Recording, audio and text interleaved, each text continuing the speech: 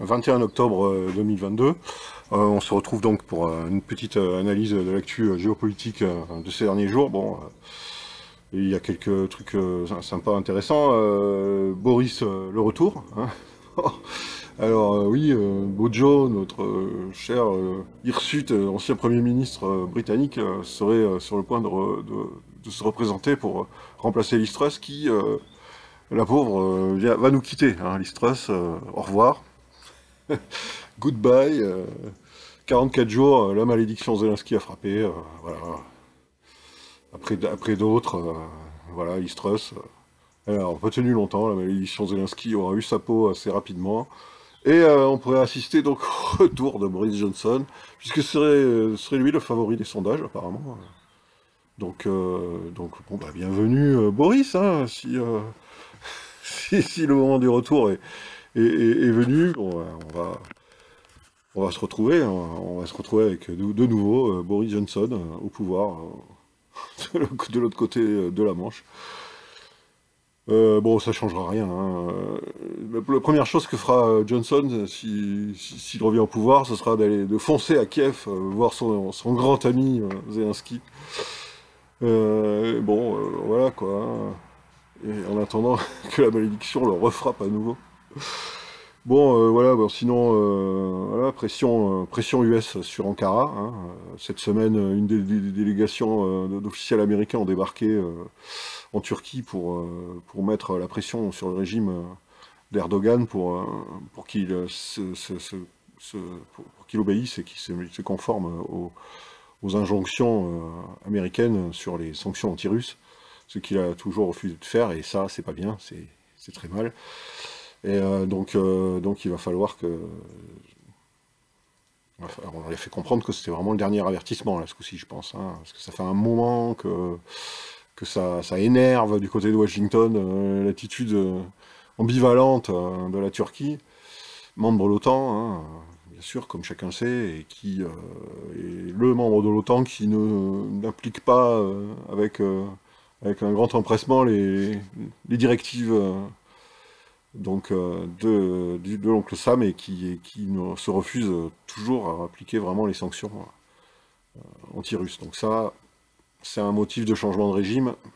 Voilà. Après, il y a après déjà MBS qui est sous menace de changement de régime. Après ces rapprochements un peu trop visibles avec le côté russe. Voilà que la Turquie aussi.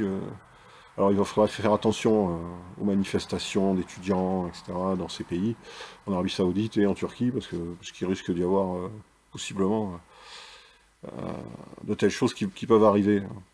C'est Ça fait partie du prix à payer pour prendre ce genre de position.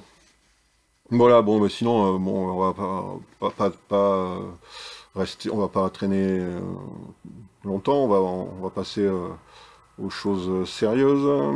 Le front, donc, en Ukraine. Alors, les Russes ont repris l'initiative dans la région de Kharkov. Ah oui, apparemment, là, le sens des progressions et des offensives a changé, puisque les Russes ont réalisé quelques petites percées, pour l'instant assez peu significatives, mais quand même, on voit bien qu'il y a un changement, donc hein, à suivre sur le front nord, à Kharkov. L'initiative semble être passée du côté russe. Et puis sinon, bah, sur Bakhmut, l'encerclement continue, hein. Les troupes anciennement pro-russes, donc de Lugansk, et les troupes de Wagner, de la milice privée Wagner, qui avancent et qui encerclent de plus en plus Bakhmut. Et étant donné que, au lieu de retirer ses troupes de cette ville qui est intenable, bah, le régime ukrainien préfère renvoyer des renforts, qui seront d'autant plus de troupes prises au piège et nassées dans cet énorme chaudron qui est en train de se créer. Bon, c'est un choix stratégique, sans doute un peu suicidaire, mais bon, à voir, voir ce qu'il en sortira. Moi, j'imagine, enfin, je prévois un futur Mariupol depuis un moment, hein, d'ailleurs, je le prévois. et ça se confirme de jour en jour, il est en train de se créer un deuxième Mariupol, le Mariupol bis, qui va être encore un piège pour les troupes ukrainiennes qui vont se retrouver donc enfermées, prises au piège et devoir se rendre après une résistance aussi héroïque, entre guillemets, qu'inutile. Sinon sur Kherson, alors les tentatives ukrainiennes qu'il y a eu il y a 2 jours ont tout échoué. Il y a eu trois percées dans 3 directions différentes. Les 3 ont été repoussés et ont dû revenir sur leur base. Les autorités militaires russes ont fait état de 200 morts ukrainiens et 18 prisonniers, ce qui est un peu une nouveauté, puisque en général assez peu de troupes, surtout des régiments blindés de chars et d'assaut, se rendent aux Russes. Hein. C'est arrivé assez rarement, là, il y aurait eu 18 prisonniers. Je dis il y aurait, hein, parce que ce sont évidemment des rapports d'un côté, on ne sait pas, on ne sait pas de l'autre côté ce qui s'en dit, puisqu'ils ne donnent pas de chiffre de perte, évidemment. Mais c'est voilà, c'est à mon avis très coûteux. Les Russes n'ont pas l'intention de se retirer de Kherson. Les Russes, au contraire, se renforcent. Les Russes font venir de l'artillerie, les Russes font venir des troupes en renfort et fortifient et creusent des fortifications pour faire une forteresse autour de Kherson. Et ça risque d'être très coûteux si les Ukrainiens veulent vraiment prendre Kherson, ce qu'on nous dit qui est en passe d'arriver depuis plusieurs jours, et qu'on attend toujours, mais qui est sûrement possible. Hein. Mais ce sera très dur pour les Russes. Pour les Ukrainiens, si les Russes se voient débordés, ils se retireront de l'autre côté du Dniepr. Hein. Pour l'instant, ils se contentent d'évacuer la population dans ce sens. Semble-t-il, un ferry qui évacue la population aurait été touché par des tirs ukrainiens. Il y aurait des victimes. Hein. Mais on ne faut pas compter sur les médias occidentaux pour nous en parler. Donc bon, c'est à suivre, mais pour l'instant, on se dirige vers une bataille assez dure autour de Kherson, et tout indique, tout ce qu'on voit, tous les rapports indiquent que les Russes n'auront pas se retirer, et que les pertes ukrainiennes, qui ont déjà été lourdes pour en arriver à ce point, seront encore plus lourdes. Et bon, est-ce que l'armée ukrainienne est capable de les soutenir? Ces pertes, je demande à voir. Hein. Je suis suspicieux là-dessus. Hein.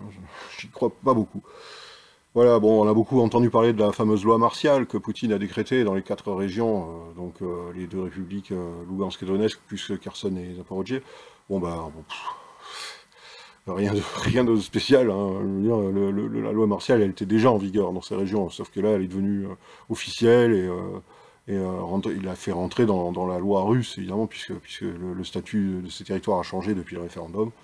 Voilà, mais sinon, ça n'apportera aucun changement spécial. Les médias en ont fait, bon, évidemment, toute une histoire pour essayer de montrer par là que les Russes seraient en panique, ou voilà. Bon, voilà, rien de spécial là-dessus. Voilà, bon, bah, c'était pas, bon, c'est pas une journée très bonne c'est pas une journée très bonne pour les Ukrainiens. Hein. Au niveau électrique, au niveau électricité, tout leur système électrique qui était largement surcoté, surévalué, je veux dire, par le fait que l'ancienne Union soviétique avait créé beaucoup de redondance, et donc on avait on a un système d'alimentation électrique de l'Ukraine qui est très efficace, et d'ailleurs, l'Ukraine exportait de l'électricité jusqu'à récemment. Là, ça va être beaucoup plus compliqué pour elle d'exporter son électricité vers l'Europe, puisque là, évidemment, ces infrastructures ont été quand même bien touchées, et donc ces redondances de production sont bien amochées. L'Ukraine a encore de quoi produire de l'électricité pour sa population, mais ça devient plus compliqué. Donc mauvaise journée sur ce plan-là, mauvaise journée sur le plan militaire.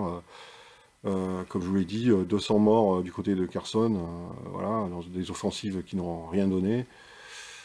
Tout ça n'est pas très encourageant pour les Ukrainiens. Bon, bah, à suivre, hein, on verra la suite des événements. Sur ce, les amis, merci pour vos commentaires, merci pour vos likes. Je vous invite à me rejoindre sur Rumble et sur Odyssey. Il y a les liens en description de la vidéo. Et puis, vous pouvez toujours commenter, poser des questions. J'y répondrai avec plaisir. Je vous dis à bientôt pour la prochaine vidéo. Ciao.